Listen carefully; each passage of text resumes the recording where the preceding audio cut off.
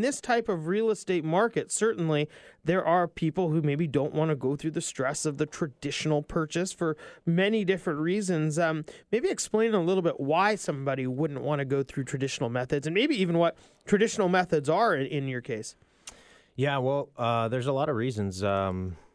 Typically we're talking traditional methods, meaning, list your house on the market for sale, stick the sign in the front yard, people coming through the house, you got real estate agents, and, it's just typically a lot of paperwork and a lot of rules and things you have to do there. We're more the type where, hey, we're going to cater to what you want. Maybe you're on a specific time frame where you want to sell the house. Maybe you've got a lot of stuff in there. There's a lot of people that, they're ready to sell their house at a certain time, and it could be full of stuff still. They may not know where they're looking to move yet. So we come and we handle a lot of the little things that. Now, when you say full of stuff, I mean, you guys have a photo on your website of this is not full. I mean, this house was in the show Hoarders. Yeah, I believe it was, and full of stuff. Full of stuff just makes it sound like, there's a couch over there, there's stuff. You're talking about full of stuff. Yeah, there's some gross stuff. There's basements and attics that full, and we've gone through a lot of different things, and sure, it can get to be a lot of pressure on someone. You got 30, 50 years worth of stuff in a house, and gosh, they don't know what to do with it.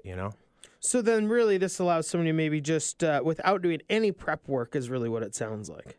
Yeah. I mean, and again, maybe they've never been. I mean, they obviously in a lot of cases we're dealing with properties where people have owned the houses for, easily 20 to 40 years.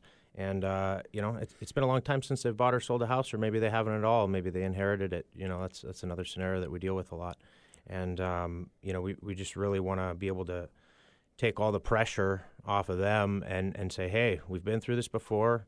We know what to do. We know, how to show you kind of the process, if you will, and it's, more of a one-stop shop. So, within this process, of course, with any type of house, people are typically going to get inspections.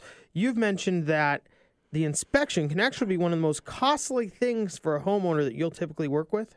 Yeah, and that goes back to the traditional way you were saying before. When a house is traditionally listed for sale or on the market, if you will, that leaves open the area for them to get an inspection or appraisal done, and that can really hurt someone in a scenario. And unless the house is a brand new house and there's nothing wrong with it, but more often than not, there's going to be something wrong. Maybe it hasn't been updated in quite some time. You've got furnaces and water heaters and roof and just all those typical things. Everything, foundation, plumbing, electrical. I mean, everything kind of goes into that mix. Yeah, you can typically you can assume that there's going to be something wrong when your home inspection comes back if that's what you're doing. So it sounds a little bit like for somebody who maybe doesn't, it's not like they've lived there with their kids and everything is, in good shape. They've maintained their home. This is maybe to mitigate the unknown in a house. Mm-hmm. Would be why somebody might come work with you. Yeah, absolutely. You just never know, and what happens there is a lot of times they end up wasting time, and time's precious to a lot of people. Yeah, it's precious to everybody, I think. Tell me about then, when you talk about a sales price, because traditional methods may net a few more dollars in some cases if it's more of a traditional home. If it's something that maybe is less traditional, maybe it was inherited, maybe it's a junker, whatever it could be. Talk maybe a little bit about how does price play into all of this? Price is obviously often the most important thing to the homeowner, the person selling the property. So in going into the price, we typically come, straightforward and say, hey, we're definitely willing to pay you what this house is worth in its as-is condition. And the trouble with that is, unless you're a contractor or unless you sell real estate every day, unless you know what it takes to rehab a house or to maybe put in a new kitchen, it's real difficult for people. You could go to Home Depot and buy a whole new kitchen for X amount of dollars, $40,000, right? But it may be possible to get that same kitchen built for $20,000. It's just a matter of a lot of people are uneducated about that process. So what we like to do, and it really adds value, and people see that when we come in and we say, listen, you've got a property here. It could be worth X amount of dollars, once it's fixed up.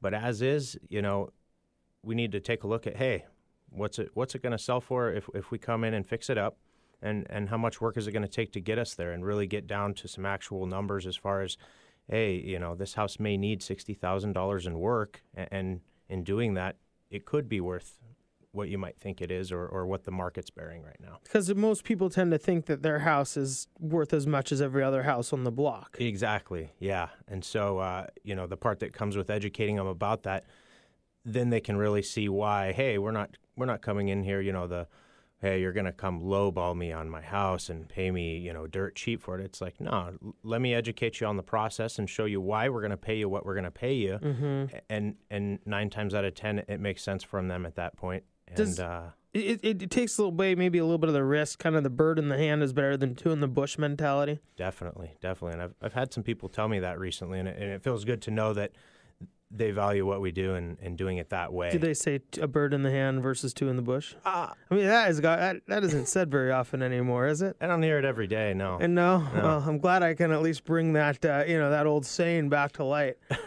Thank you. Yeah, anytime. Anytime you need funny quotes, bird in the hand. Anyways, we're here with Nick Weaver with Buck Buys Houses. Going off that, again, the not gambling aspect, I know coming from the mortgage business, we have people who have appraisal issues. They have credit issues, as we just discussed, with their buyers.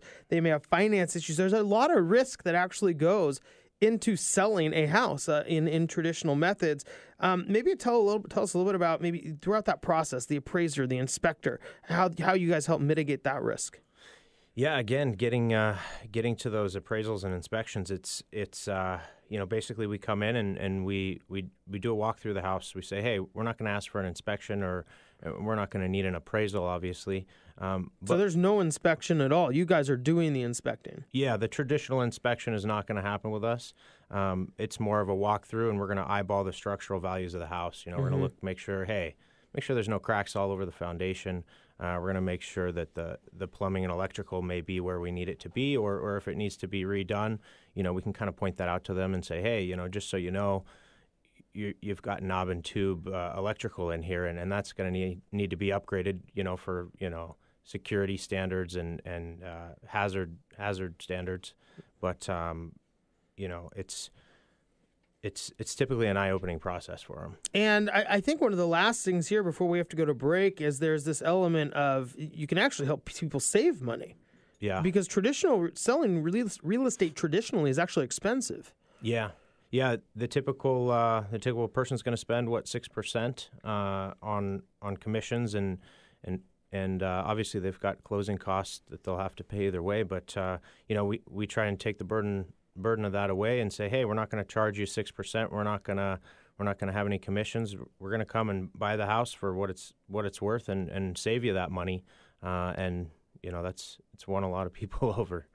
I would imagine. I mean, you just knowing that that's going to get built in at some level has to be a huge advantage with somebody who doesn't want to move all the stuff out of their house, as you said. Yeah, and especially when you get into the higher dollar houses, that stuff can really add up. You're talking, 6% on a $500,000 house. That can be a lot of money, and they'd rather have it in their pocket. So sure.